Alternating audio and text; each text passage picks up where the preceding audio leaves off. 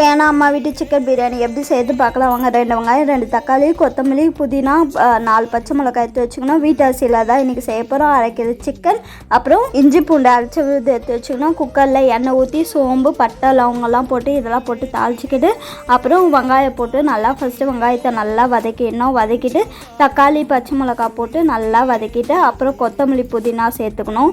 இதெல்லாம் போட்டு நல்லா வதக்கிக்கிட்டு அப்புறம் இஞ்சி பூண்டு போட்டு நல்லா வதக்கிக்கணும். அப்புறம் கொஞ்சம் உப்பு, கரம் மசாலா கொஞ்சம், அப்புறம் பிரியாணி மசாலா, அப்புறம் காரத்துக்கு ஏற்ற மாதிரி மிளகாத்தூள் போட்டு சிக்கன் போட்டு நல்லா வதக்கிக்கிட்டு தயிர் ஊற்றணும். தயிர் வந்து டேஸ்ட்டுக்காக தயிர் ஊற்றி லைட்டாக வதக்கிக்கிட்டு அப்புறம் கேசரி பவுடர் தண்ணியில் கலந்து ஊற்றி நல்லா வதக்கிட்டு 2 கப் அரிசிக்கு 4 கப்பு தண்ணி வச்சு நல்லா கொதிக்க விட்டு அரிசி கழுவி போட்டு 3 விசில் விட்டு இறக்கலாம். சுவையான சிக்கன் பிரியாணி ரெடி. தட்டில் போட்டு ரைட்டாக வச்சு சாப்பிட்டா செம்ம டேஸ்ட்டாக இருக்கும். மறக்காம என் சேனலை சப்ஸ்கிரைப் பண்ணிக்கோங்க ஃப்ரெண்ட்ஸ். பாய்.